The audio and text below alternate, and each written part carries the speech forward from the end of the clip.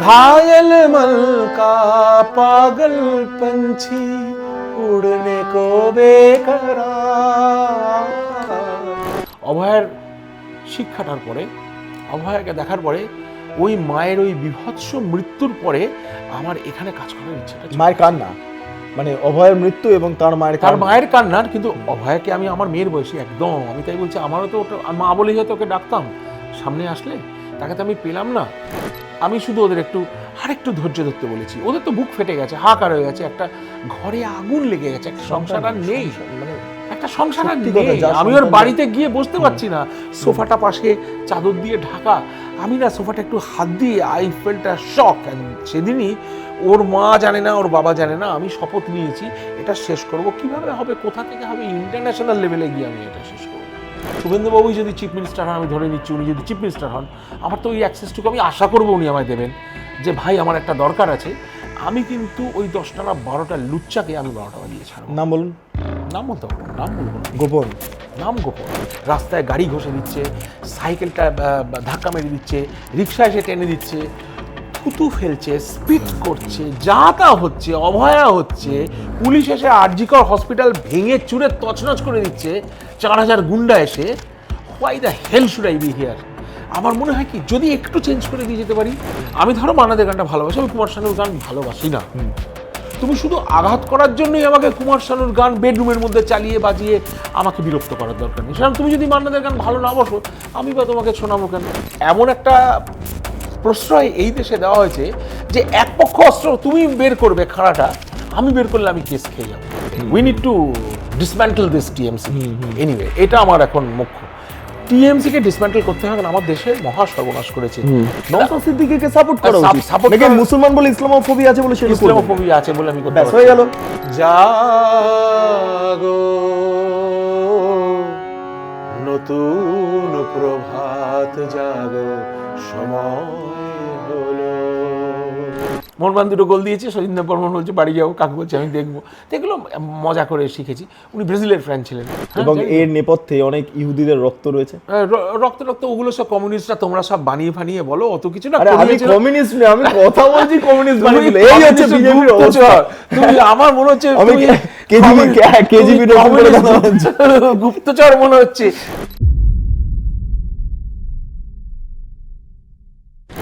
নমস্কার, আপনারা দেখছেন বেঙ্গল লিবার্টি। আমি বিট্টু রায়চৌধুরী। ভবানীপুরে শুভেন্দু অধিকারী প্রতিদ্বন্দ্বিতা করছেন বিজেপির হয়ে। হ্যাঁ, বিজেপি সিম্প্যাথাইজার, এবং আমার সঙ্গে যিনি দীর্ঘদিন ধরে তার সম্পর্ক, তিনি মমতা বন্দ্যোপাধ্যায়কে একদম লন্ডনে অক্সফোর্ডে গিয়ে যিনি বলেছিলেন গো ব্যাক, যিনি বলেছিলেন ইউ কিল ডাবায়া, সেই ব্যক্তি রজশুভ্রবাবু আমার সঙ্গে রয়েছেন। তিনি, তার আরেকটা পরিচয় রয়েছে, তিনি গায়ক, মান্নাদের ছাত্র। ফলে রজতবাবু, বেঙ্গল লিবার্টিতে আগেও আপনি সাক্ষাৎকার দিয়েছেন, আজকেও দিচ্ছেন, কিন্তু আজকের দিনটা ইম্পর্টেন্ট এই কারণে, আপনি ভবানীপুরের বাসিন্দা। যেখানে আপনি বসবাস করছেন, এই বাড়িটা যেটা, সেটা হচ্ছে অভিষেক বন্দ্যোপাধ্যায়ের বাড়ির ঠিক পেছন দিকটাতে একদম। ফলে এখানে আপনি ঢুকতে গিয়ে, বাড়ি থেকে বেরোতে গিয়ে অনেক সময় বাধাপ্রাপ্ত হয়েছেন, আপনাকে লালবাজারে যেতে হয়েছে, হাজত বাসে থাকতে হয়েছে। আজকের দিনে দাঁড়িয়ে ভবানীপুর বাস হয়নি, মানে লালবাজারে ছিলেন কয়েক ঘন্টা পুলিশ এখতিয়ারে থাকতে। যে ওরা বাসই তো, মানে আমি তো হাজতের পেছনেই তো ছিলেন। আসলে খুবই কষ্ট পেতাম, বাস হতো তাহলে, তাই তো? তাহলে বড্ড বাড়াবাড়ি হয়ে যেত। আমি এসি ঘরে বসেছিলাম, ভালো চেয়ারে। না, আমি একটা বিষয় জিজ্ঞেস করবো। আজকের দিনে দাঁড়িয়ে শুভেন্দু অধিকারী ভবানীপুর থেকে দাঁড়াচ্ছেন, এটা আনএক্সপেক্টেড ছিল। ভবানীপুরে উনি বলছিলেন দাঁড়াবেন, কিন্তু বিজেপি দেবে কিনা জানা ছিল না, কিন্তু বিজেপি দুটো জায়গা থেকে শুভেন্দু অধিকারীকে লড়ার জন্য টিকিট দিলেন, একটা নন্দীগ্রাম, একটা ভবানীপুর। আপনি ভবানীপুরের বাসিন্দা, কি হতে পারে বলুন? আমি কিন্তু শুনেছিলাম উনি দাঁড়াবেন, কারণ আমার সঙ্গে যে বেশি তো ও ব্যস্ত থাকে, প্রচণ্ড বেশি আলাপ করার সুযোগ হয় না। যেটুকু শুনেছিলাম, উনি কিন্তু আমাকে কানে কানে একটা ক্লোজ কিছু একটা জায়গায় বলেছিলেন যে আমি ভবানীপুরে আসছি, আপনি থাকবেন আমার সঙ্গে। অ্যাকচুয়ালি আমাকে বহু জায়গা থেকে প্রপোজিশন এসেছিল যে আমি দাঁড়াবো কিনা।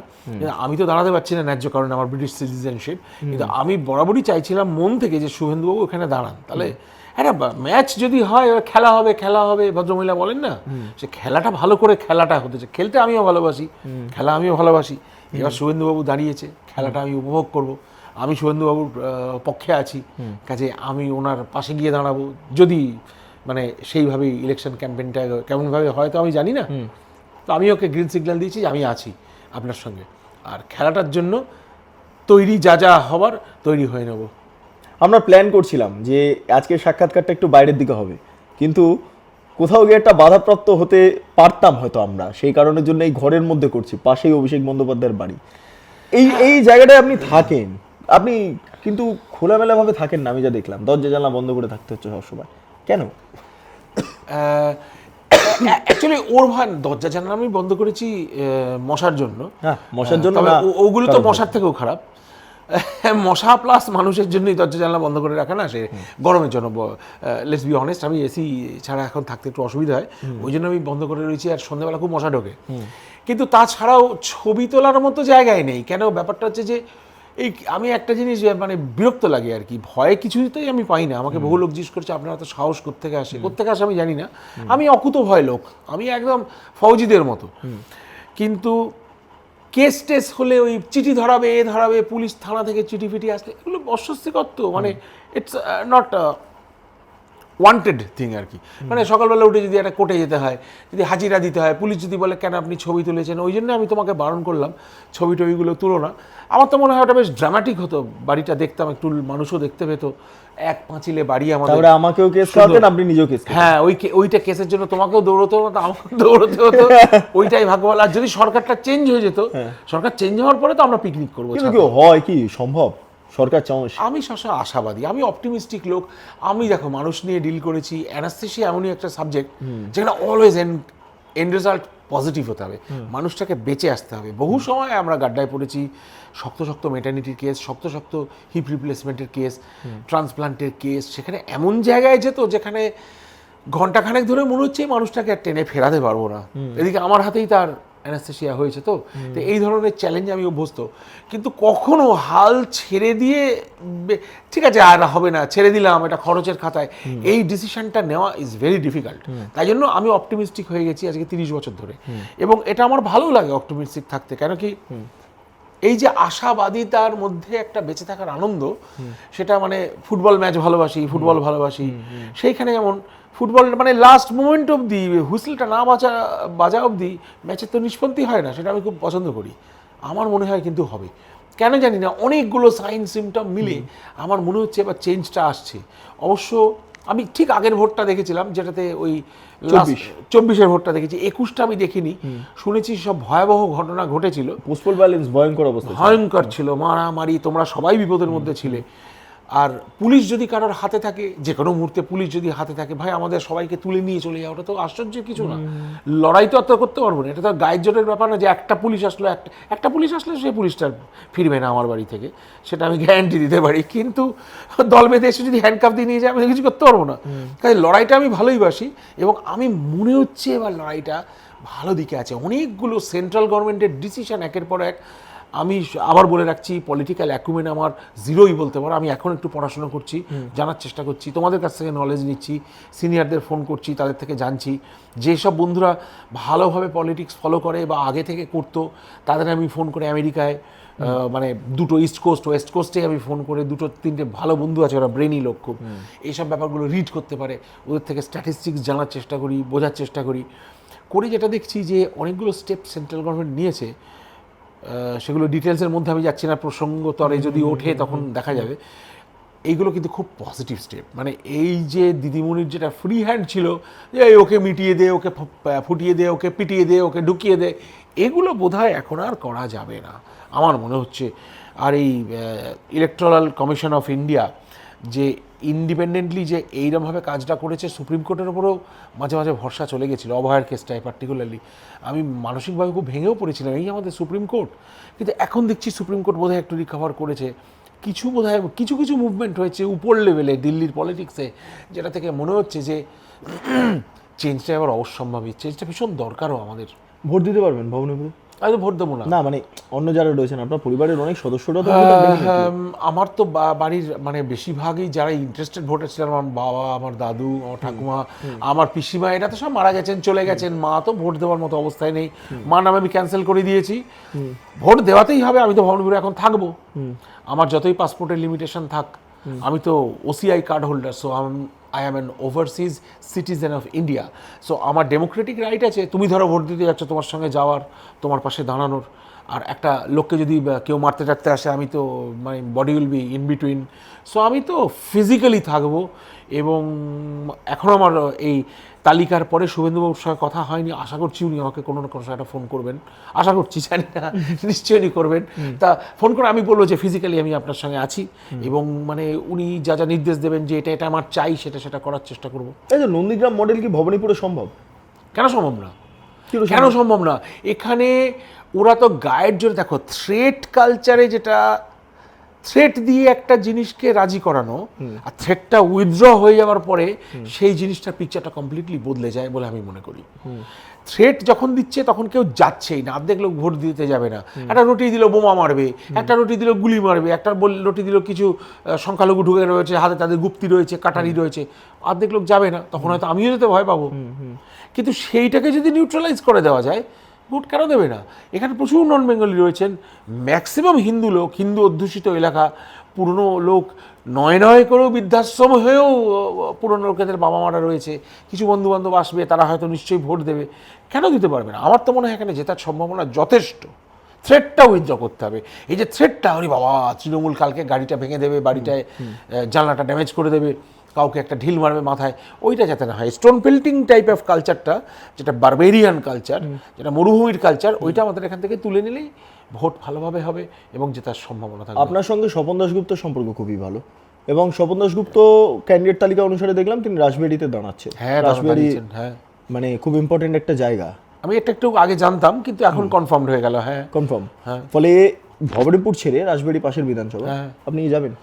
আরে স্বপনদাকে আমি খুব ভালোবাসি, ওই মানুষটার সঙ্গে আমার খুব বন্ধুত্ব হয়ে গেছে, দাদা, বা বন্ধুত্ব বলবো না, দাদা বলে ডাকি। উনি তো খুব আপনি আমায় করতেন, আমি এখন খুব কষ্ট করিয়ে তুমি করিয়েছি। সো আমাদের মধ্যে আশা করি একটা আন্ডারস্ট্যান্ডিং হয়ে গেছে। উনি তো আমাকে বেশ সবসময় মানে যোগাযোগ রাখেন। আমি ওনাকে অ্যাকচুয়ালি কালকেই গেছিলাম ওনার বাড়িতে, আমি আশ্বস্ত করে এসেছি যে আমি আপনার সঙ্গে আছি।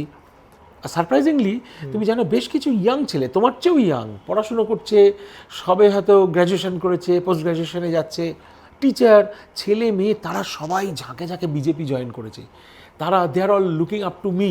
এখন আমি ওদের কাছে কী স্ট্যান্ডার্ড আমি জানি না, কিন্তু ওরা এসে আমাকে আমরা কাজ করব। আমি ওদের নিয়ে গেছিলাম স্বপনদার বাড়িতে, এবং আমি ওদের মোবিলাইজ করেছি। এটা গোপন কথা বলা উচিত কিনা জানি না, কিন্তু দে are all willing to work. ওদের রাস্তায় দেখতে পাবে, ওদের অনেকের বাইক আছে, ওরা বেশ মানে দু একজনকে কথা শুনে তো মনে হলো মিলিট্যান্টও বটে। মানে জেনজি কি তারা? হ্যাঁ, একদম লড়ে যাবে, ভীষণ লড়ে যাবে। এবং ওই ছেলেমেয়েগুলো, আমি ওদের বলেছি তোমরা রাসবিহারী, এবং এইখানে দরকার হলে বালিগঞ্জে ওভারল্যাপ করতে হবে, এমন তো নয় যে এই গলিটার বাইরে আমি বেরোবো না, ওই গলিটা তোমার, এরম না, আমরা সবাই ওভারল্যাপ করবো। এবং ওরা রাজি আছে। স্বপনদা তো খুব হাসলেন, উনি তো অল্প কথা বলেন, মিষ্টি মিষ্টি করে হাসলেন, বলো আচ্ছা তাই, তাহলে আমরা সবাই মিলে একসঙ্গে কাজ করব। সো আমি আছি, স্বপনদার সঙ্গে আছি, শুভেন্দুবাবুর সঙ্গে আছি। আর কার সঙ্গে আছেন? যে আমায় ফোন করবে, যে আমায় বলবে যে আমার কোনো, আমি গেলে তার একটা ভোট হবে, আমি তাহলে যাবো। আচ্ছা, আপনি কেন কমিউনিস্ট নন? আপনি তৃণমূল বিরোধী আমি বুঝলাম, আপনি কেন বিজেপি? আমি কমিউনিস্টের মান্না দে একটু কমিউনিস্ট ছিলেন না? না, উনি ছিলেন না, উনি একদম, উনি নিজের লোক, উনি নিজে, যেটা আমার ইন্ডিভিজুয়ালও তো অনেকে পলিটিক্যাল একটা আইডেন্টিটি না, কমিউনিস্ট ছিলেন না আমি বলতে পারি। কিরকম ছিলেন? উনি ছিলেন সলিল চৌধুরীর সঙ্গে ওনার বন্ধুত্ব ছিল। এই যে কি ডব্লিউপিটিআই নাকি আইপিটি, আচ্ছা, এই যে গণনাট্য সংঘের যে গানগুলো, তুমি কি জানো ওগুলো সব কাকুর গাওয়া? ওইটাই বলছি, পথে এবার নামো সাথী, পথে হবে পথ চলা, তারপরে গঙ্গা ছবির গান, যে আমায় ডুবাইলি রে ভাসাইলি রে, এই যে গানগুলো গায়, এরকম একাধিক গান ওনার গাওয়া, এবং সে কালেকশন আমার কালেক্টরের কাছে আছে। 4টে গান, একটা ইপি রেকর্ড হতো না, এক্সটেন্ডেড প্লে, এদিকে দুটো ওদিকে দুটো, একদম সলিলবাবুর সুরে গণনাট্য সংঘের জন্য উনি করেছিলেন। লতাজি গান করতেন, এবং আমি এটা শুনেছি লতা মঙ্গেশকরের সঙ্গে উনি মানে একসঙ্গে গিয়ে ওই হাই ও হাই টাইপের গান উনি গাইতেন ভীষণ, সলিলবাবুর সঙ্গে ছিল। কিন্তু ওই কমিউনিজম উনি পছন্দ করতেন না, এটা কিন্তু আমি শিওর। কি পছন্দ করতেন? উনি পছন্দ করতেন গণতন্ত্র।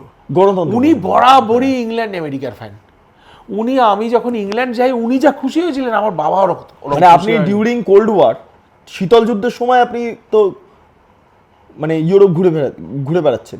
হ্যাঁ, মানে 92 এর আগে। হ্যাঁ, ঠিক না আছে না না 92 আগে না না না না 92 এর পরে মানে আমি আফটার 92 পরে। সোভিয়েত ইউনিয়ন কোলাপস করে গেছে তারপরে আপনি গেছেন আমি 96 এ প্রথম 96 পা রেখেছি প্রথম, হ্যাঁ। 97 থেকে 96 থেকে আমি মানে লড়াইটা শুরু করি। ওখানে অনেকগুলো পরীক্ষা দিয়ে যেতে হয়, মোস্ট সেনসিটিভ জায়গা তো।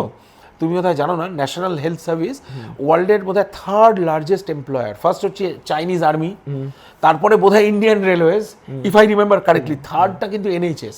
তো one of the top employers of the world. সেই এনএইচএস আমি কাজ করতাম, সেটার জন্য অনেক সেনসিটিভ ওই জায়গাটা, কারণ হেলথ তো বুঝতেই পারছো, মানুষের জীবন নিয়ে খেলা, মানুষের প্রাইভেসি নিয়ে খেলা। ওখানে প্রাইভেসি জিনিসটা খুব ইম্পর্টেন্ট। এখানে যেমন ধরো XYZ এর অপারেশন করছি, তুমি ওই সময় আমায় ফোন করলে, বিট্টু জানো তো তুমি চেনো ওই পাড়ার অমুক দাদা, ওর পেটটা খুলে নিয়েছি আমি, এখন ওর পেটে আমি অপারেশন করছি। এই জিনিসটা যেমন খুব এরকম, ওইখানে ভীষণ কনফিডেন্সিয়াল। মানে ওখানে কি মানে ইভেন আমি যদি আমার স্ত্রীকে পাঠাই আমার জিপির কাছে যে ওর জন্য একটা ওষুধ প্রেসক্রাইব করতে, ওই জিপি কিন্তু মানে আমার পারমিশন ছাড়া আমার স্ত্রীকেও আমার ওষুধটা লিখে দেবে না বা বদলে দেবে না। আমাকে ফিজিক্যালি থাকতে হবে এবং এতখানি কনফিডেন্সিয়ালিটি, ওই সেন্সিটিভ জায়গাগুলো কাজ করতে গেলে নিজেকে অনেক ডিসিপ্লিন করতে হয়। সেই ডিসিপ্লিনগুলো ওখানে শিখেছি। ওই 2 বছর লেগেছে এই পরীক্ষা পাশ করে। পরীক্ষার মধ্যে যে অধ্যায়গুলো রয়েছে তার মধ্যে ওটা বলে দিচ্ছে কীভাবে হ্যান্ডশেক করতে হবে, কীভাবে পেশেন্ট গ্রিট করতে হবে। সব খবর তো সমান নয়। তুমি একজনকে বলছো যে আপনার একটা সুন্দর বাচ্চা ছেলে হয়েছে, আরেকজনকে বলছো আপনার বাবা মারা গেছে। আপনি যে দেশ থেকে এসেছেন এইটা শিখতে হয়েছে, how to break the news. না ওইখান থেকে আমার প্রশ্ন, মানে আপনি যে দেশ থেকে এসেছেন, যে দেশে থেকেছেন, যে দেশের কালচারে বড় হয়েছেন, সেই দেশের ইকোনমিক্সটা মার্কস তার থিওরিতে কাজে লাগিয়েছিলেন অর্থনীতির ক্ষেত্রে। ফলে কেন আপনি কমিউনিজমে বিশ্বাসী হলেন না? কেন আপনি একটু বিজেপির দিকে বা রাইটিস্ট মুভমেন্টের দিকে আপনি ঝুঁকলেন? আচ্ছা, তাহলে আমি বলছি যে ছোটবেলার অনেক ইমপ্রেশন মনে থাকে তো। ধরো এই যে কি বলবো, আর বলা উচিত কেন, এই সংখ্যালঘুদের নিয়ে আমাদের হিন্দুদের একটা ট্রমা, এইটা তো আমরা শুনে আসছি। এবং সত্যি কথা, টেররিস্ট বলো, বোম ব্লাস্ট বলো, দুম করে একটা রায়োটিং বলো, এটা তো ওরা করে এসেছে। চট করে হিন্দুরা তো ট্রেনে পাথর ছুঁড়ে মারবে না। কালকেও ট্রেনের কাঁচ ভেঙেছে, তার আগে কোথায় বেল লাগাতে বাচ্চা ছেলে এরা সব পাথর নামিয়ে দিচ্ছে রেল লাইনের ধারে। এই স্টোন পেল্টিং ইত্যাদি জিনিসগুলো, এই যে ট্রমাটা থাকে ছোটবেলা থেকে না। আমি যখন যেই কলেজে গেছি তখন রমরমা সিপিএমের, সেই সময়টা আমি ভীষণ পুট অফ হয়ে গেছিলাম। সিপিএম এমন কাজ করেছে, এই গভর্নমেন্টে যা করা, এই দুষ্কর্মগুলো সব সিপিএমই করেছে, একটু লোয়ার স্কেলে। বা তখন ডিজিটাল মিডিয়া ছিল না বলে আমরা জানতে পারিনি, হয়তো মেদিনীপুরে 2টো লাশ পড়ে গেছে, আমরা জানতে পারিনি। কিন্তু এই বিজন সেতুর ওপর 17 জন সাধুকে আনন্দমার্গীদের পিটিয়ে মেরে এবং তাদের জ্বালিয়ে চার্ড ক্যারাকাসেস, যাকে বলে মৃতদেহ মানে পুড়ে গেছে, চেনা যাচ্ছে না, চারকোল হয়ে গেছে। ওগুলো পড়েছিল নাকি 2-1 দিন? আনন্দবাজারে পড়েছি। আমি সাউথ পয়েন্টের ছেলে, হেঁটে গিয়ে দেখার সাহস হয়নি, কিন্তু শুনেছি আশেপাশে যারা থাকে মানে গন্ধে রাখে, নোয়াল চাপা দিতে হয়েছে 2 দিন, তারপরে বডি সাফ হয়েছে। এইসবগুলো তো করেছে। তারপরে স্ট্রাকচারটা যে তখন থেকেই ভাঙছে, কিন্তু হসপিটালের স্ট্রাকচারটা তখন থেকেই ভাঙছে। যে কাটমানি, ঘুষ খাওয়া, মানে পার্টির লোক না বললে তুমি চাকরি পাবে না, পার্টির লোক না বললে তোমার অ্যাডভান্সমেন্ট হবে না, এই জিনিসগুলো তখন থেকেই হয়েছে।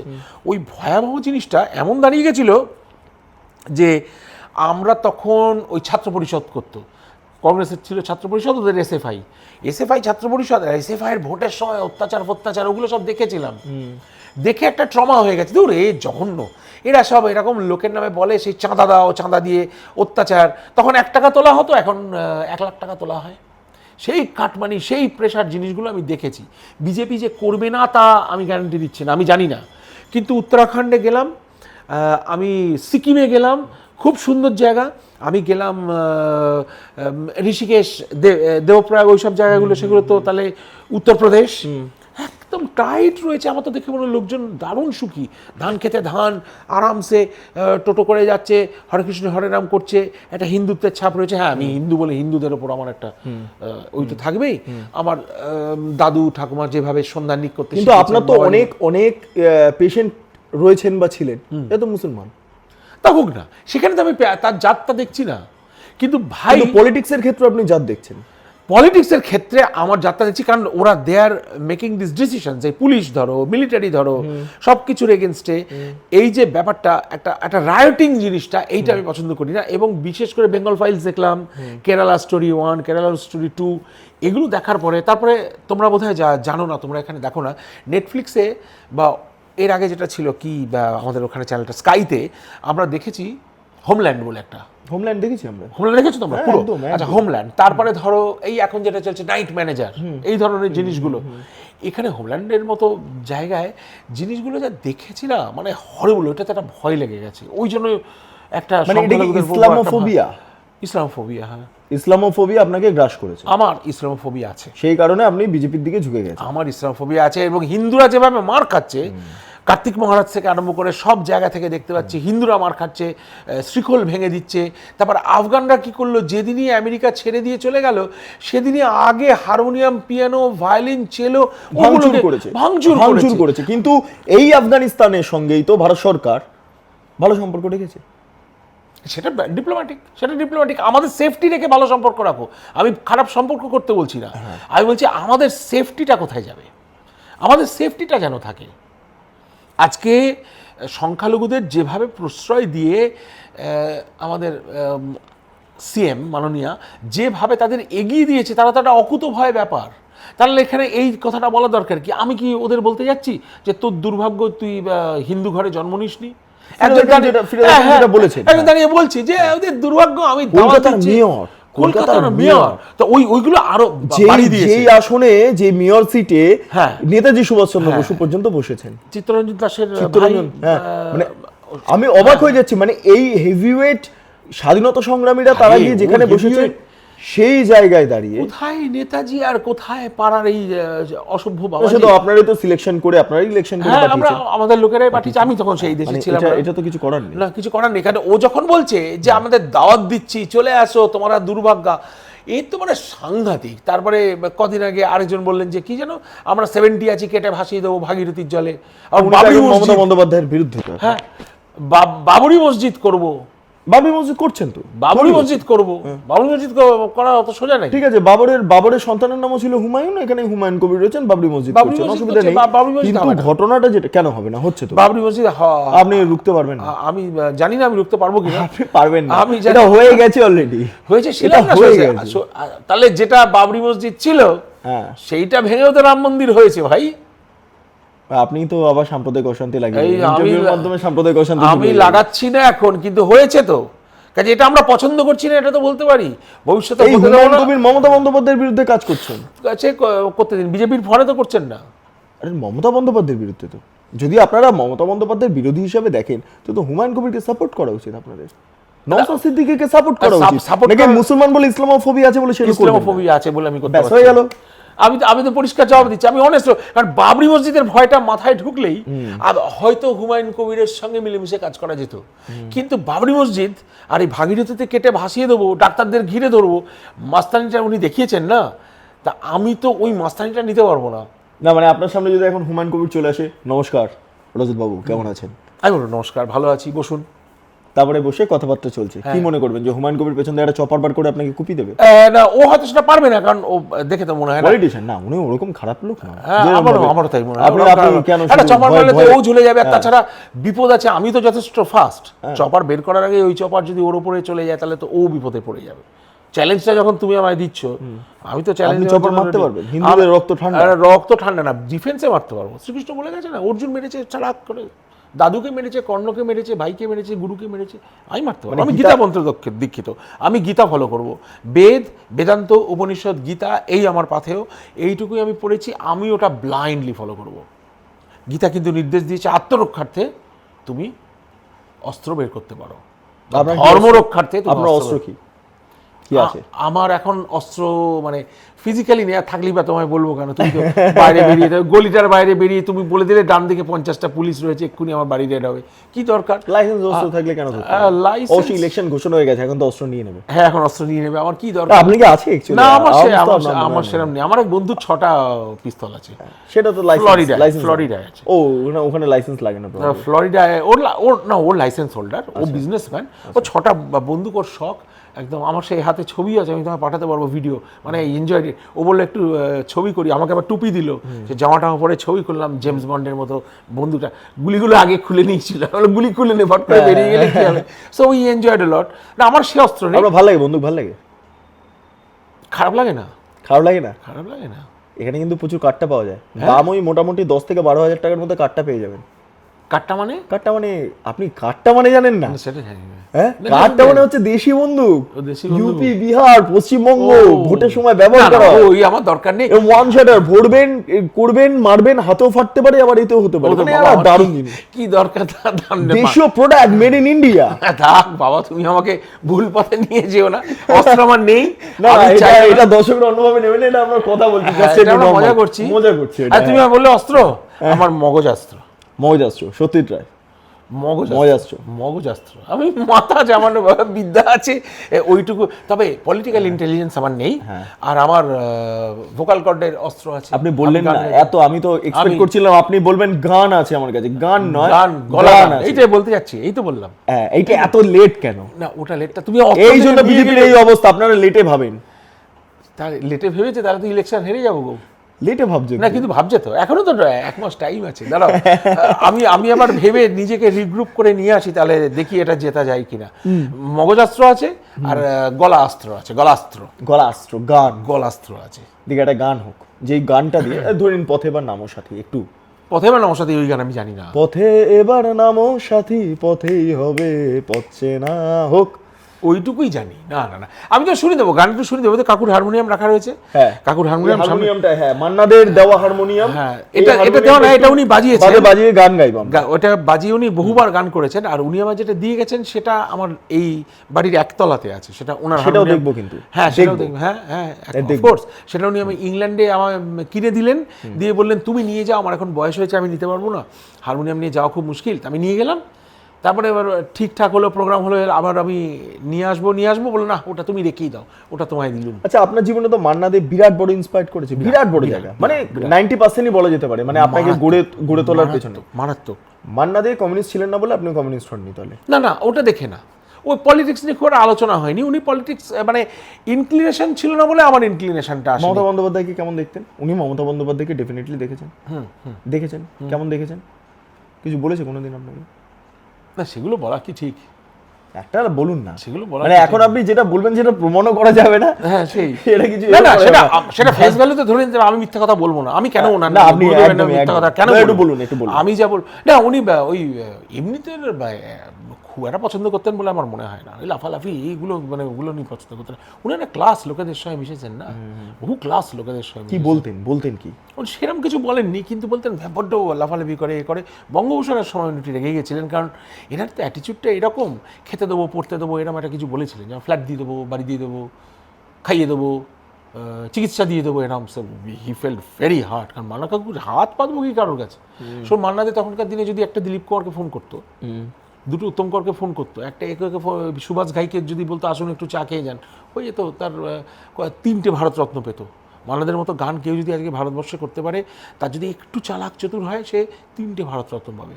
কিন্তু কিছু করতে পারেননি, কারণ কি ওনার ওইটা ছিল। আমি কাউকে বলবো না, সব সলিল চৌধুরী থেকে, খেমচাঁদ প্রকাশ থেকে, শঙ্কর জগেশন থেকে সব আসবে, বলে এসা গানা গায়েঙ্গে দুবারা আনা পড়েগা, এইটা উনি বলতেন।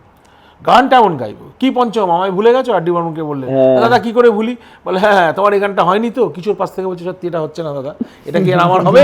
তাই জন্য তো আমি আপনার কাছে এসেছি। সে গান বলে দিচ্ছি, গড়ি তরি পেজানিয়া, মেহবুবার গান, গড়ি তরি পেজানিয়া। আর কিশোর কুমার গেয়েছে সেখানে, দারুণ গান, সেও দারুণ, মেরে নেয় না সাওয়ান ভাদো। সব রেকর্ডিং হয়ে যাওয়ার পরে গড়ি তরি পেজানিয়া। তখন উনি হেসে বলছেন, কি পঞ্চম এটা হচ্ছে না? বলে না, এটা হচ্ছে না, এটা হবে কী করে? তাই জন্য তো আপনার কাছে এসেছি। তো আমার পুরো ক্যারেক্টার শেপটা, ক্যারেক্টার বিল্ডিংটা ওকে দেখে হয়েছে। আর পলিটিক্যালি সত্যি কথা বলতে আমরা খুব খুব কমই আলোচনা করেছি। Never got an opportunity. কখনো গান মান্নাদের সাথে থাকা মানে গান, একটা মুহূর্তও নষ্ট হবে না। একটু ক্রিকেট, একটু ফুটবল, একটু ব্রাজিলের পেনাল্টিগুলো কীরকম হলো, এই ব্যাস, গান সঙ্গে সঙ্গে গান, আবার গান, তবলা নামা। ফুটবল উনি খুব পছন্দ করতেন, ফুটবলের ফ্যান একদম, মোহনবাগান সাপোর্টার।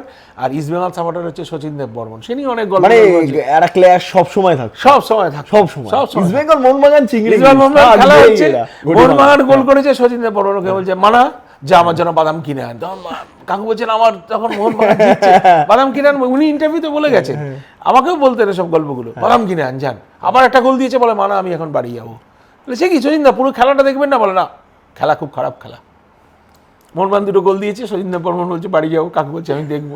তো এগুলো মজা করে শিখেছি। উনি ব্রাজিলের ফ্যান ছিলেন।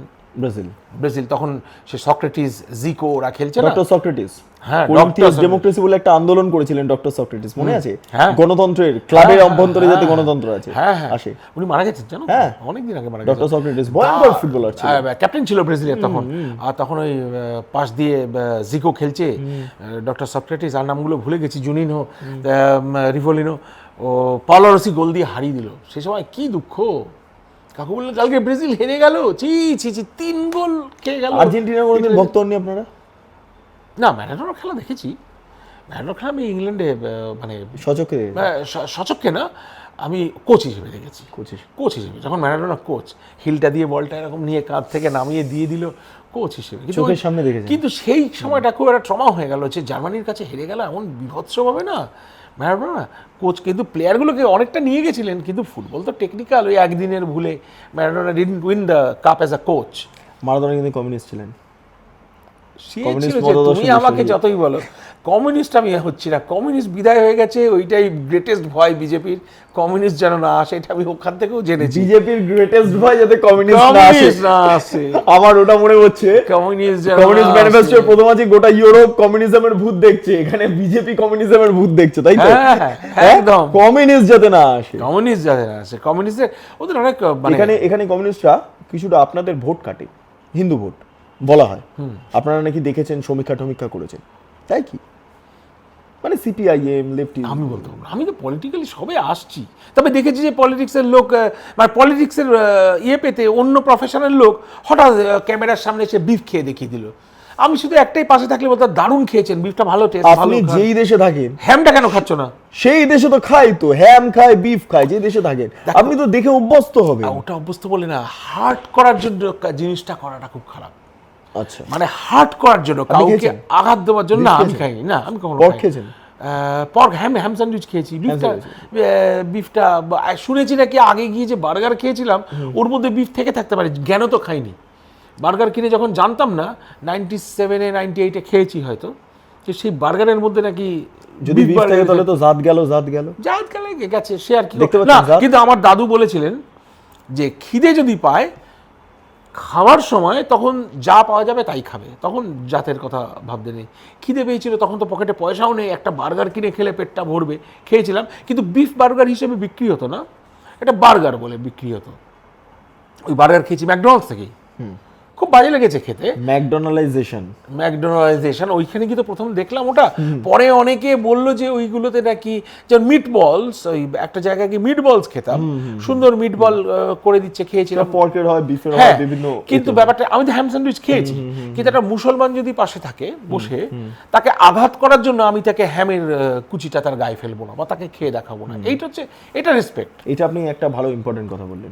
আমি ওকে করানোর জন্য, খাবার জন্য খাবো, কাউকে অসম্মান করার জন্য কেন? এক্স্যাক্টলি, হিন্দুদের ছোট করার জন্য, যে আমি হিন্দু, আমি ওটাকে বিকিয়ে দিয়েছি দেখানোর জন্য, তুমি খাও না। ওটা যে ভদ্রলোক খেয়েছেন, তিনি নামকরা মানুষ, এসে বিফ খেলেন ওদের সঙ্গে, এইগুলো আমি পছন্দ করি। তারপরে কদিন আগে বোধহয় বিজেপির থেকে একটা টিম গিয়ে শুয়োরের মাংস নিয়ে আলিমুদ্দিন স্ট্রিটে খেয়েছে, ওটা আমার খুব খারাপ লাগলো। এগুলো হচ্ছে প্রভোকেশন। কাজে আমি ধরো মান্নাদের গানটা ভালোবাসি, আমি কুমার শানুর গান ভালোবাসি না। তুমি শুধু আঘাত করার জন্যই আমাকে কুমার শানুর গান বেডরুমের মধ্যে চালিয়ে বাজিয়ে আমাকে বিরক্ত করার দরকার নেই। সেরকম তুমি যদি মান্নাদের গান ভালো না বসো, আমি বা তোমাকে শোনাবো কেন? তাই না?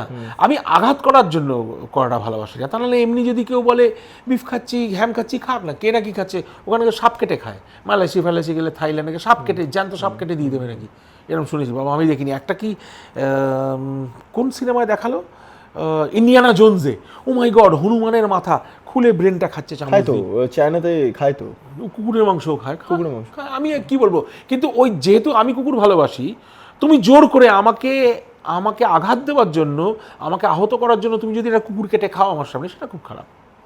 এটাই আমি বলছি। আমি ঝটকা পাঁঠা হয়তো খেলেও খেতে, আমি এখন ছেড়ে দিয়েছি মাংস খাওয়া, অ্যাকচুয়ালি আমি এখন মাংস খাই না। পাঁঠা কেটে দিল একরকম, কিন্তু জোর করে হালাল মাংস কি খাচ্ছি না, কিন্তু তুমি আমাকে হালালটা জোর করে খাওয়ানোর চেষ্টা করছো just to sort of dislodge me from my belief, that is bad. সেটা আমিও তোমায় জোর করে ঝটকা মাংস খাওয়াবো না, তুমি হালাল খাও, আমি ঝটকা খাই। আমরা নিজেদের মতো করে বাঁচার চেষ্টা করি। এই যে ইন্ট্রুশনটা দেখো, কেন আমি ইসলামোফোবিক একটা কথা বলছি, they impose their things on it. কোরআনটা আমি পড়িনি, আমি পড়া শুরু করবো, আমি পড়বো কোরআনটা। আমার 3টে বন্ধু পড়েছে যাদের ফেস ভ্যালুতে আমি যা বলবে বিশ্বাস করবো, খুব অথেন্টিক, তারা ভদ্রলোক, শিক্ষিত মানুষ, ডাক্তার, তারা সবাই। They have gone through the Quran and they said it give them nightmares. এইটা আমি জানি না, কি ব্যাপার। আচ্ছা, আমার ওই কোরআনটা আবার পড়ে দেখতে হবে, যেটা মিলিটেন্ট এমনভাবে লেখা রয়েছে, ওখানে এই যে ইন্ট্রুশন, ডিস্ট্রাকশন, টেকিং ওভার, আমি যদি ধর্মগ্রন্থ হোক বা কোনো পৌরাণিক কাহিনী হোক, আমি সেটাকে যদি আমার মতো করে ব্যাখ্যা করি, আমি সেটাকে এক্সট্রিমিস্ট হিসেবে ব্যাখ্যা করতে পারবো, আমি সেটাকে জীবন দর্শন হিসেবে ব্যাখ্যা করতে বেশিরভাগ পারবো। সময় এক্সট্রিমিস্ট হিসেবে ব্যবহার করে আজকে পৃথিবীর এই মানে আমি গীতাকেও এক্সট্রিমিস্ট হিসেবে ব্যবহার করতে পারি। কিন্তু গীতাকে বলা হয়েছে কখন, যখন তুমি তোমার ডিফেন্সে, কিন্তু তুমি জোর করে একটা রাজ্য দখল করে সেখানে ম্যাসাকার করে সেই মহিলাদের তুলে নিয়ে মাথা কেটে রক্তাক্ত করে, এই জিনিসটা আমি ওই করি। এটা কমপ্লিটলি হয় কনভার্ট করো, নয় ডিস্ট্রয় করো, এটা যদি বলা থাকে। আপনি কি হিন্দু এক্সট্রিমিজমের পক্ষে? না, র্যাডিক্যাল হিন্দুইজমের পক্ষে? না। তাহলে এই যে যখন ভ্যালেন্টাইন্স ডে সময় এই অ্যান্টি রোমিও স্কোয়াড নামানো হয় বজরং দলের তরফে, এগুলোকে সমর্থন করে? না, ওগুলো করে আবার ঠিক উল্টো এটা ব্যাকফায়ার করবে, এগুলো একদম সমর্থন করে কি দরকার। মানে এগুলো তো মৌলবাদী ধারণা। হ্যাঁ, এগুলো তো সেই একদম এক্সট্রিমিস্ট ধারণা। হ্যাঁ, মৌলবাদী, আমি সেটাই বলছি। হিন্দুবাদী, মৌলবাদী, মানে এই গীতাকে তো আমি মৌলবাদী হিসেবে তো ব্যাখ্যা মানে না, গীতাতে না, সেটা ব্যক্ত করছি, সেটা ভুল বলছো। গীতাতে পরিষ্কার একদম স্পষ্ট বচনে সৎ উপায়, যেমন আনন্দ মঠে ঠিক ওইভাবেই ঋষি বঙ্কিমচন্দ্র লিখে গেছে। আনন্দ মঠটা পড়লেই বুঝতে পারবে, আক্রমণটা কম, আমরা ডিফেন্স, তখনই অস্ত্র বেরোবে ডিফেন্সে, আক্রমণের জন্য অস্ত্র বেরোবে না, এটাই। মানে এইবারে আপনারা কি করবেন? ডিফেন্স করবেন, আক্রমণ তাহলে করছেন না? মানে এই ইলেকশনে কথা বলছি আমি। না, ব্যালট বক্সে তো আক্রমণ করতেই হবে, মানে অস্ত্র নিয়ে না, ব্যালট বাক্সটা তো ভোট দিন করতেই হবে, ওই আক্রমণ। অস্ত্রর পক্ষে আমি কখনোই নই, কিন্তু মুশকিল হচ্ছে এমন একটা প্রশ্রয় এই দেশে দেওয়া হয়েছে যে এক পক্ষ অস্ত্র তুমি বের করবে, খাড়াটা আমি বের করলে আমি কেস খেয়ে যাব, সেই ক্ষেত্রে আমি খাড়া বের করবো হয়ে আমাকে নিউট্রালে আনতেই হবে তোমাকে। যুদ্ধ দিয়ে সম্ভব যুদ্ধের অবসান। হ্যাঁ, মাও তসে তুংয়ের একটা কথা ছিল, যুদ্ধ দিয়ে সম্ভব যুদ্ধের অবসান। মাও তসে তুং জানি না, আমি শুধু হোচিমিন চাউমিন আর chilli chicken, Schezwan chilli chicken, Ho Chi Minh থেকে চাউমিন, হোচিমিন চাউমিনটাই আমি জানি, আর আমাকে কমিউনিজম বললে আমি হোচিমিন চাউমিন। না, আমি বারবার কেন এই প্রসঙ্গ তুলে ধরছি, কারণ আমার বেশ ভালো লাগছে আপনার সাথে। আমি জানি না, আপনাকে দেখে মনে হয় যে আপনি যেহেতু মান্নাদের ছাত্র বা ইত্যাদি ইত্যাদি, আপনার মধ্যে একটা কমিউনিজম রয়েছে, কিন্তু আপনি এটাকে লুকিয়ে দেন। স্বভাবে রয়েছে না, কিন্তু এই স্ট্যাম্পটা আমি পড়তে চাই না যে কমিউনিজম স্বভাবে রয়েছে। স্বভাবে হয়তো রয়েছে, সেই স্বভাবগুলো যদি বলো, আমি দেখো একটা ব্রাহ্মণ হিসেবে, ধরো আমার জন্ম হয়েছিল, আমাকে পইতে দেওয়া হয়েছে, তখন আমি বুঝি পইতে কেন দেওয়া হলো, দাদু আমায় বুঝিয়েছে। প্রশ্ন করেছিলেন আপনি? হ্যাঁ, পইতে কেন দেওয়া হলো, পইতে এই জন্য দেওয়া হলো, যাজন সাজন ভজন আরাধন। কিন্তু শ্লোকটা আমি পুরো ভুলে গেছি, চতুর্বর্ণং ময়া সৃষ্ট বলে একটা শ্লোক আছে। নারায়ণ বলছেন যে এই 4টে বর্ণ আমি যে সৃষ্টি করেছি তোমাকে উঁচু বা নিচু করার জন্য নয়, তোমার কর্মের বিচারে তোমায় দিয়েছি। এখন আমি কি, এখন আমি তো সেদিক দিয়ে দেখতে গেলে আমি চিকিৎসক, বৈশ্য, যদি আমি চাকরি করি সেদিক দিয়ে একটু শূদ্র, আবার একটু বৈশ্য হয়ে গেলাম। ব্রাহ্মণত্ব খুব একটা কিছু নেই, কারণ আমি পড়াচ্ছি, হ্যাঁ ব্রাহ্মণত্ব আছে, কারণ আমি গান করি, ভজন করি। আচ্ছা, আমি গানটা শেখাই, পড়াশুনো ওখানে অ্যানাস্থেসিয়া যখন করতাম, রেগুলার স্টুডেন্টসরা আসতো, জুনিয়র্সরা আসছে, ডাক্তাররা আসছে, নার্সরা আসছে, প্যারামেডিক্সরা আসছে, প্যারামেডিক্সরা ওখানে দারুণ ট্রেন্ড, ঠিক আছে। তারপর ফায়ার ফাইটার্সরা আসছে, পুলিশরা আসছে, তাদের রিসার্সিটেশন শেখাচ্ছি, তো সেখানে আমার ব্রাহ্মণত্ব খানিকটা রয়েছে। সেই দিক দিয়ে আবার ওভারল্যাপিং রয়েছে, সেটাই নারায়ণ বলছেন, ও যে ওভারল্যাপিং থাকবে, তুমি ব্রাহ্মণ মানে পুরো ব্রাহ্মণ তা না, ক্ষত্রিয়র সঙ্গে ব্রাহ্মণের যেটা যোগ সাজকটা, ওইটা একটা দেশকে বাঁচিয়ে রাখে।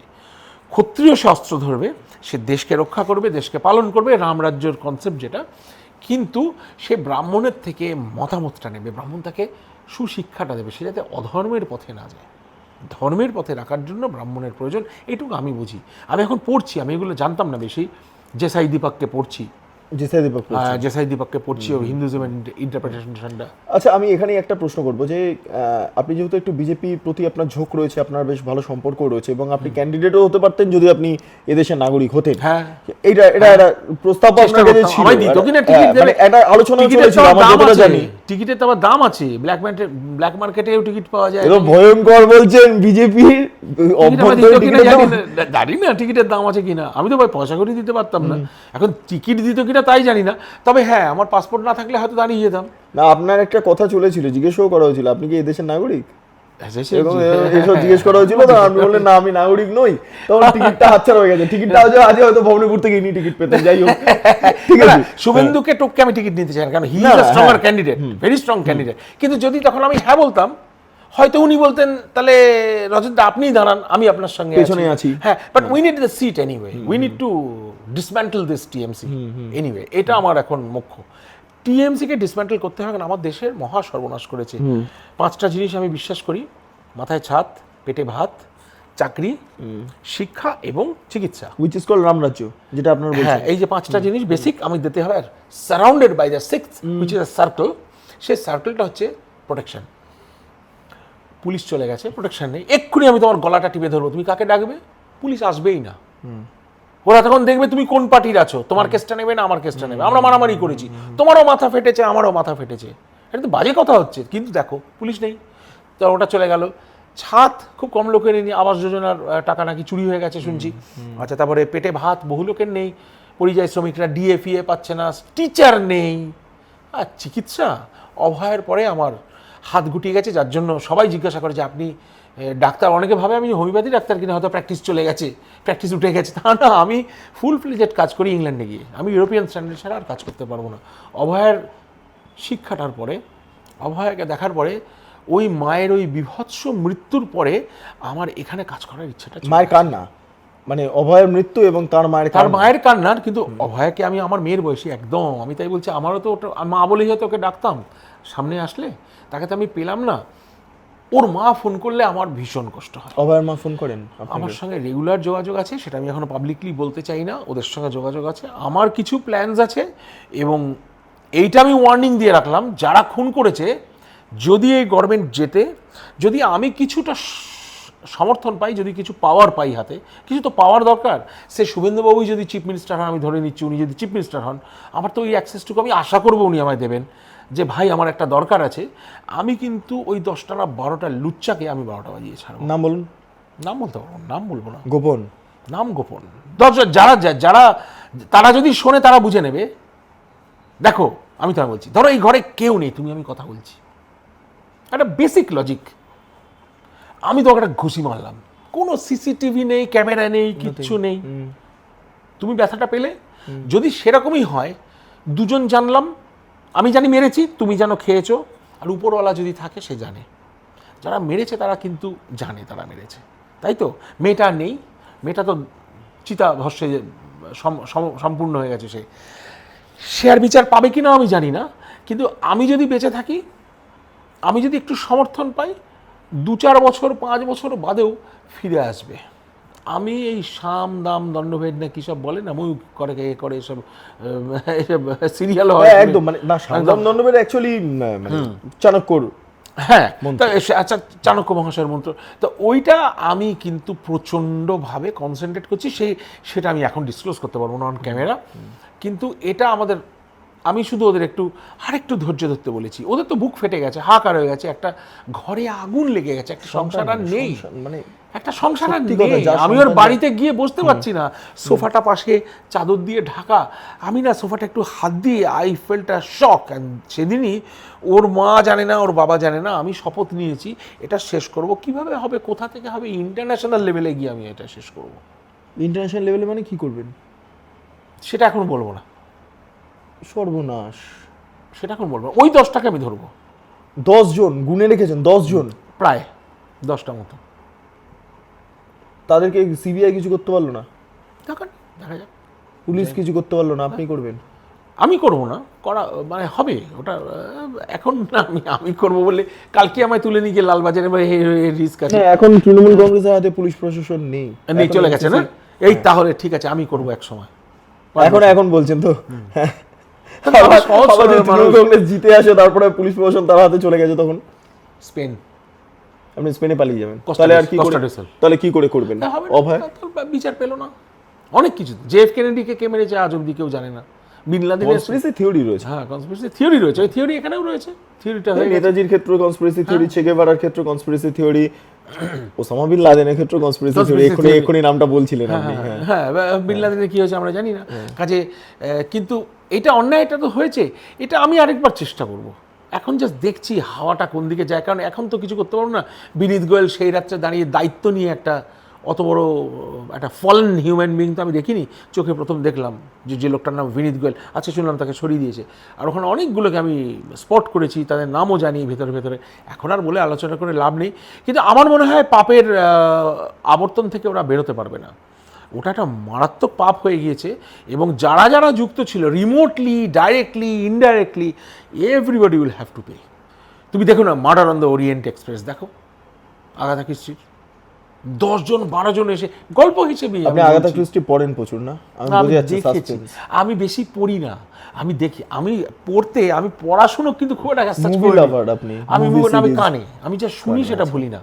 আমাকে এই বেদ বেদান্ত উপনিষদ গীতা যেটুকু মহাভারতের গল্প আমার একদম বুলেটের মতো সব জানা ছিল, দাদু বলে বলে বলে বলে আমি ওগুলো শুনেছি। গানও আমি ছোটবেলায় মার কোলে বসে যে গানটা শুনেছি আমি বুঝতে পারছি, সেটা মনে বেদের আছে। আগে নাম ছিল শ্রুতি, শুনে শুনে শ্রুতিবিদ্যা, এই করতো শ্রুতিবিদ্যা, শ্রুতিটাতেই ফলে আপনি ওই শ্রুতিবিদ্যাতেই সেটা বেদ ও শ্রুতি হিসেবে আপনি ওইটা আমার শুনে স্ট্রঙ্গার, করেছেন। ওইটা আমার স্ট্রঙ্গার, ওই এই জন্য ইতিহাসটাই আপনি আবার ওইটার দারুণ পুনরাবৃত্তি টেকনিক ছিল। করছেন। প্ল্যাবের পরীক্ষার সময় যখন মোস্ট ইম্পর্টেন্ট পরীক্ষাটা প্ল্যাব, ডাক্তারি করতে গেলে ইংল্যান্ডের পরীক্ষাটা দিতে হতো, ওই প্ল্যাবের পরীক্ষার সময় একটা ছেলেকে দেখলাম, তার নাম হয়ে গেছিল জগার, সে রোজ সকালবেলা দৌড়োয়, কানে হেডফোন নিয়ে, আমি গান শোনে নাকি, বলে না ও না চ্যাপ্টারটা পড়ে রেখেছে, চ্যাপ্টারটা পড়ে ক্যাসেট করে ওই ক্যাসেটটা নিয়ে দৌড়চ্ছে কানে নিয়ে। Wow. দারুণ টেকনিক। আচ্ছা আগে মাঝে একটা সিস্টেম ছিল কম্পিউটারে, ইউ হাইলাইট দ্যাট পোর্শন, আমি গাড়ি চালাতে চালাতে করতাম, মেনলি ড্রাইভিং করতে করতে করতাম ওটা। আমার খুব, এখন ওই আইফোনে ওই অ্যাপটায় নতুন যে আপডেটস এসছে তাতে ওটা হয় না, ওই হাইলাইট করে সিলেক্ট অল হয় না, কপি, বুঝতে পেরেছি। ওটা স্পিক ছিল, স্পিকটা এখন আর নেই। না একটা আছে এখন অডিও বুক বেরিয়েছে, আপনি অডিও বুক চাইলে পড়তে পারেন, সেগুলো সেই পড়েন বুকটাই কি? পাবো।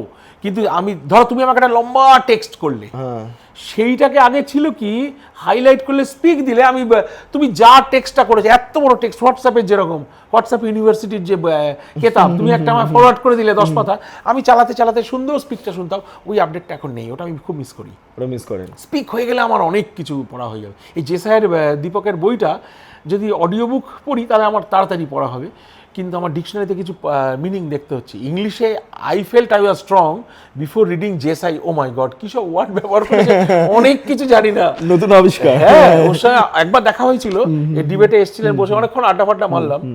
তা আমি জেসাইকে বললাম, you have a fantastic eloquent way of speaking English. আর ও আমাকে বললো, I see you are also very articulate. I may be articulate, but my vocabulary is very limited. You have got, my God, you know the whole dictionary like Shashi Tharoor. I think you can compete Shashi Tharoor. উনি এসে ফেলেছেন, তাহলে কি সব লিখেছে কথা, beautiful speaker, the way he explains, আর কি জ্ঞান ছেলেটার। আমি একটু শেষের দিকে চলে যাচ্ছি কারণ অনেকক্ষণ ইন্টারভিউ নিলাম। ও, ঠিক আছে, গল্প করতে করতে হচ্ছে। গল্প এটা মজাদার। আমি খুব ঘড়ি পছন্দ করি, আমি ঘড়ির ইতিহাস সম্পর্কে খুব ওয়াকিবহল। হ্যাঁ, এই যে ঘড়িটা পড়ে আছে, এই ঘড়িটার একটা ইতিহাস রয়েছে। হ্যাঁ, আপনি একটা ঘড়ি পড়ে আছেন, সেই ঘড়ির ইতিহাস রয়েছে, আপনি খুব ঘড়ি পছন্দ করেন আমি জানি। এটা ঘড়ি খুব পছন্দ করি, কিন্তু বিশাল পছন্দের। আমার এখানে নেই সব ঘড়ি ভালো দেখাতে পারলাম সময় না। ভালো যাচ্ছে কার? আপনার? সময় তো আমার সারা জীবন থেকে এসেছি খারাপই সময় হয়ে যাচ্ছে, but I won't say that. বেঁচে আছি আজকে, কত লোক তো এই তো দেখো অভয়া দেখো টুকরো টুকরো হয়ে গেছে, তার চেয়ে তো আমি ভালো আছি। Of course I can't blame anyone, যা পেয়েছি, যা যোগ্যতা তার চেয়ে হয়তো বেশিই পেয়েছি, ভালোবাসা পেয়েছি। এ দেখো না, তুমি এসে আমার সঙ্গে গল্প করছো, আমি তোমাকে বকাঝকা করছি, তুমি আমাকে রিটালিয়েট করছো না। তুমি তো বলতে পারতে মশাই কেন আমাকে ব্যাড বয় বললেন, বলছে না কেউ, আমি অনেককে ব্যাড বয় বলি, তারা ভালোবেসে নেয়। কিন্তু এইটাই আমার পাওনা। ঘড়ির আমার ভীষণ শখ, ওই বাড়িতে গেলে দেখাবো, ফ্ল্যাটে গেলে আমার অনেকগুলো ঘড়ি রয়েছে, কিন্তু পকেটের সঙ্গে প্রপোর্শনাল রাখতে হবে তো। তা আমি সব ঘড়ি আছে, একটা ঘড়ি নেই এখনো। আমি প্রায় 10 বছর ধরে ওটাকে উইন্ডো শপিং করছি। কি? রোলেক্স প্রায় কিনে ফেলেছিলাম, বড্ড দাম। জামাই বলল, বাবি আই মাস্ট বি ম্যাড। মেয়ে বলল, বাবি ইউ আর শিওরলি ম্যাড। বউ বলল, খবরদার কিনো না। ছেলে বলল go for it if you have the money, but অনেক দাম। আর রোলেক্সের মানে কিনতে গিয়ে দেখলাম ওটা অত সোজা নয়। ম্যানচেস্টারে কিনতে গেছিলাম অ্যাকচুয়ালি রোলেক্স তোমরা জানো কি না জানি না, খুব ব্রিফলি বলছি, একটা রোলেক্স বুক করলে একটা দোকান থেকে সেই রোলেক্সটা পেতে তুমি 2 বছরের ওপর লাগবে সময়। ওরা তোমায় 48 ঘন্টা টাইম দেবে, 2টো মেল করবে, 2টো টেক্সট করবে, 2টো ফোন করবে, ঠিক আছে? 48 ঘন্টার মধ্যে তুমি ওটা না নিলে ওইটা will be sold from that counter. আচ্ছা, সেইটা আবার আমার নামে একটা ঘড়ি এসেও গেছিলো, কিন্তু আমি তখন এখানে 48 ঘন্টা টাইম, ইউ আন্ডারস্ট্যান্ড? আচ্ছা, এইবার আমি যে বললাম যে আমার হয়ে বিট্টু মহারাজকে পাঠাচ্ছি, he will pay you the money, no you will not be given. আমাকে আবার পাসপোর্ট নিয়ে গিয়ে দেখিয়ে কিনতে হবে। ম্যানচেস্টারের সিস্টেম, ম্যানচেস্টারের ট্র্যাফোর্ড সেন্টার, বিখ্যাত মল ওদের। আচ্ছা, আপনার মনে হয় না যে আপনি, মানে শেষ প্রশ্ন, আমি ওটা কেনা হয়নি, ওটা কেনা হয়নি, কিন্তু আপনি রোলেক্স কেনার মতো সামর্থ্য আছে আপনার ডেফিনেটলি, নাহলে আপনি রোলেক্সের দিকে ছোটেন না। এই সামর্থ্যটা সবার হওয়া উচিত না এই রাজ্যে? সবার হওয়া উচিত। রোলেক্স কেনা, আমি রোলেক্স ছেড়ে দিচ্ছি, আমার চাই না, কিন্তু সিটিজেন কেনার সামর্থ্য সবার হওয়া উচিত। ওই জন্য আমি লড়াইটা করছি। সিটিজেন এই দাম কি করে বলবো? তাও একটা তুমি বলো, তোমার আন্দাজ আছে, এই ছবিতে তুলে তুমি বলো। এটা প্রায় দাম হবে 40,000 টাকা, কম করে। একটু কমই হবে, একটু কমই হবে, কারণ আমরা এটা ঠিক আছে, এটা অটোমেটিক তো। না, এটা ইকো ড্রিভেন। হ্যাঁ, ইকো ড্রিভেন মানে প্রবাবলি সূর্যের আলোতে চলে, সূর্যের আলোতে তো, টিউবলাইটেও চলে। ঠিকই আছে, তাহলে 40-45,000 টাকা দাম আছে টিউবলাইট না, আমার রেডও আছে, আমি বলছি আমার রেডও আছে। রেডও মানে আপনার প্রায় 2.5 থেকে 3 লাখ টাকা। আমার লঞ্জিনিস আছে, আমার লঞ্জিনি আছে, আমার টি-শার্টও আছে। হ্যাঁ, কিন্তু আমি বলছি দেখো, আমি গুলো হাতে দিই, কিন্তু বিশ্বাস করো, তুমি বিশ্বাস করো, এটা আমার ফেস ভ্যালু বিশ্বাস করতেই হবে, কারণ তুমি আমার ইন্টারভিউ যখন নিচ্ছ, আমার ভীষণ প্রাণ কাঁদে আমি দেশবাসীকে এই স্ট্যান্ডার্ডে তুলে আনতে পারিনি বলে। আমি ওই জন্যই তোমাদের এখানে এসে লড়াই করছি। তাহলে সত্যি কিন্তু আমার কস্টাডিসলে থাকা উচিত। Why the hell should I be here? তুমি একটা কথা বলো, রাস্তায় গাড়ি ঘষে দিচ্ছে, সাইকেলটা ধাক্কা মেরে দিচ্ছে, রিক্সা এসে টেনে দিচ্ছে, থুতু ফেলছে, স্পিড করছে, যা তা হচ্ছে, অভয়া হচ্ছে, পুলিশ এসে আরজিকর হসপিটাল ভেঙে চুরে তছনছ করে দিচ্ছে, 4,000 গুন্ডা এসে। Why the hell should I be here?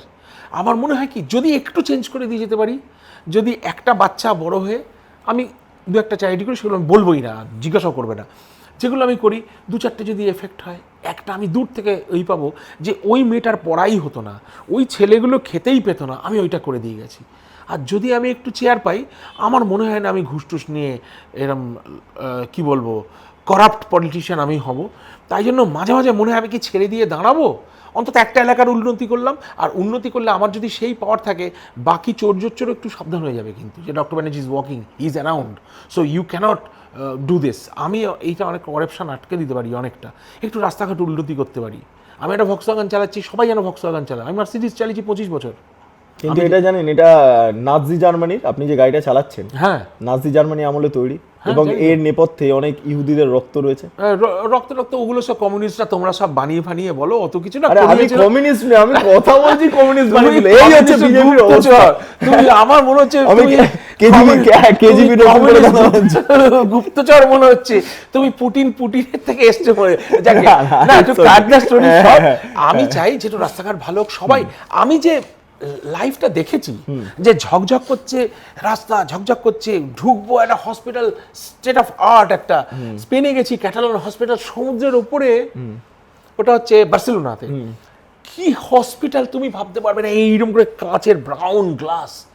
You know what I did, আজকে বলছি, দুম করে গিয়ে না, আমি ওদের চিফ এক্সিকিউটিভের সঙ্গে অ্যাপয়েন্টমেন্ট চেয়েছি, আমাকে হঠাৎ সিএর সঙ্গে একটা ম্যানেজার এসছে। আমি বললাম, দেখো আমি ট্যুরিস্ট, হাফ প্যান্ট পরে আমি কথা বলবো, আমি অ্যানাস্থেটিস্ট, এখানে আমার চাকরি আছে। বলি ইউ অ্যানাস্থেটিস্ট, ওকে ইয়েস। বলে স্প্যানিশ জানো না? তাহলে হবে ক্যাটালোনি জানতে হবে, ওখানে আবার Catalan speaking no, Spanish speaking no, I am sorry, আমি একদম স্পেনিশ। তাহলে আমার এত দুর্ভাগ্য হতো না এখানে এসে, আর অভয়ের দুর্ভাগ্যটা আমার সামনে দেখতে হতো না, ভবানীপুর নিয়ে লড়তে হতো না। কিন্তু আমি লড়ছি একটা কারণে, যদি একটু ইম্প্রুভ হয়। লোকে বুঝতে পারছে না, কিন্তু আমি তো জানি কি শার্ট পরা যায়, কি প্যান্ট পরা যায়, কি জুতো পরা যায়, কিভাবে রাস্তা দিয়ে হাঁটা যায়, সেটা তোমরা সবাই যাতে পাও, সেটা আমার খুব ইচ্ছা। একদমই, মানে এটাই হয়তো আমরা সবাই চাই, যে প্রত্যেক মানুষ দুধে ভাতে থাকুক কিছুটা। হ্যাঁ, আমি একটু নেমে আসবো, তুমি একটু উঠে আসবে, আমরা একটা প্ল্যাটফর্ম। মানে ওই যে আপনি যখন টি-শার্ট পরছেন, বা আপনি যখন রোলেক্স পরার মতো ক্ষমতা রাখছেন, বা রাইডো পরার মতো ক্ষমতা রাখছেন, পাশের বাড়ির বাচ্চা ছেলেটি যে সদ্য চাকরি খেতে পায় পাচ্ছে, না, সে খেতে পায় না। এই যে মানে বিভাজনটা দেখতে পাচ্ছি না। আমি একটু আগেই ভবানীপুরে একজনের আমি করলাম, সবাই বলছেন যে মমতা বন্দ্যোপাধ্যায় জিতবেন, কিন্তু এক ভিখিরি মাকে আমি যখন প্রশ্ন করলাম সে ভিক্ষে করছেন, তিনি বললেন আমি মমতা বন্দ্যোপাধ্যায়কে ভোট দিয়েছিলাম। আমি তখন বললাম উনি তো মুখ্যমন্ত্রী, তখন বলছে আমি ভিক্ষা করছি। উনি ভিখারি অবস্থাতেই ভোট দিয়েছিলেন। তার কিছু ইমপ্রুভমেন্ট কিন্তু হয়। এইটা আমি এই জায়গাটা মানে সাংবাদিকতার করার একটা অন্যতম কারণ, আমি দুটো সমাজকে একসঙ্গে দেখাবো, ওপর নিচ এই ভাগটা আমি এখানে দাঁড়িয়ে রজতবাবুর সামনেই বলছি। আমাদের দর্শক যারা রয়েছেন, যে এই মানুষটি যদি র্যাডো পড়তে পারেন হাত ঘড়ি, তাহলে পাশের বাড়ির ছেলেটি যাতে একটা টাইটানের ঘড়িও পড়তে পারে, সেই ব্যবস্থা যদি এই সরকার করে দিতে পারে বা যেই সরকারই আসুক না কেন, সেটাই আমিও সেটা চাই। আমি একা পড়তে চাই না। আমার গাড়ির ডিকি ভর্তি কুকুরদের জন্য খাবার রাখা। কালকেও আমি যখন একটা ওষুধ কিনছিলাম কুকুরদের জন্য, আমি এবার গরম পড়েছে তো আমি ওই মালসা নিয়ে ঘুরবো, যেখানে দেখবো কুকুরদের জল নেই, মালসা দিয়ে বলবো, পাশের লোকটাকে বলবো একটু করে জল ঢেলে দেবেন, মালসা দেবো আর খাওয়াবো। আমার কাছে খুচরো টাকা রাখা থাকে, যাদের দেখে মনে হয় যে রিয়েলি এ কেন ভিক্ষা করছে। আমার তো সবকিছু আমি করতে পারবো না, আমার তো পাওয়ারই নেই। আমি কাজটা নেমে তাকে একটু টাকা দিই, এইটুকুই আমি চাই। সবাই একটু উঠুক, আর আমি পাওয়ারে আসলে হয়তো একটু ইমপ্রুভ করতে পারবো। কিন্তু সে তো যে যায় লঙ্কায় সেই হয় রাবণ। বহুদিন আগে হাওয়াই চপ্পল পরেও একজন বলেছিল আমি পাওয়ারে আসলে কি করব, তারপরে দেখা গেল 500,000 কোটির তখন অজন্তার হাওয়াই চটি ছিল, এখন একটু ওই ক্রক্স বলে একটি কোম্পানি আছে, সেখানকার হাওয়াই চটি প্রবাবলি। আমারও সেটা হতে পারে, এভরি পসিবিলিটি ইজ দেয়ার। মানে সেটা সোজা নাও থাকতে পারে যদি বিকিয়ে যায়। ওই জন্য আমি দাঁড়িয়ে দেখি না, যদি যারা সাপোর্ট করছে তাদের মধ্যে দুটো ভালো লোক যদি পাই, তারা একটু ইমপ্রুভ করে দেবে। আমার কথা শুনলেই হবে। আমি কিছু চাই না, আমি চেয়ার চাই না, টাকা চাই না, আমি কিচ্ছু চাই না। আর এমনিতে জানো তো আমি 30 বছর ইংল্যান্ডে ছিলাম, এমনি ইংল্যান্ড থেকে আমার পাসপোর্ট নিয়ে নেয়নি, ভাগ্য ভালো, কারণ আমি স্কচ হুইস্কি খাইনি একবার।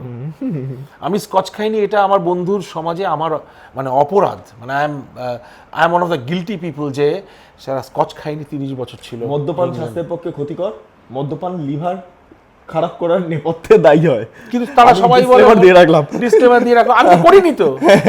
একটা কেউ তোমরা মদ খাবে না, সিগারেট খাবে না, গুটকা খাবে না, গুটকা গুঁড়ো মশলা খাবে না, এই পান পড়া এই সমস্ত কিছু কোনোটাই কিন্তু গুঁড়ো মশলা খাবে না, থুতু ফেলবে না, একটু করে যদি সেখানে নেশা নয়, নেশা মুক্ত, say to no drug, say to no মানে কি বলবো নেশা থাক।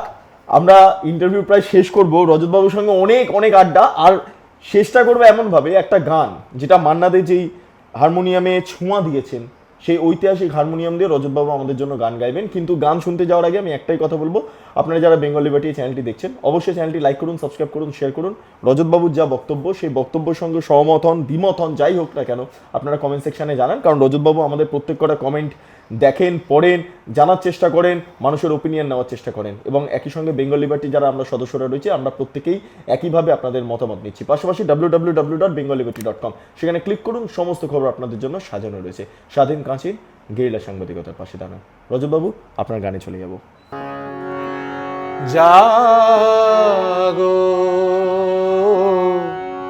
নতুন প্রভাত জাগো, সময় হলো, জাগো নতুন প্রভাত জাগো, সময় হলো, জাগো নবদিনমণি অন্ধ তিমির দ্বার, খোলো হে খোলো, নতুন প্রভাত জাগো, সময় হলো, জাগো।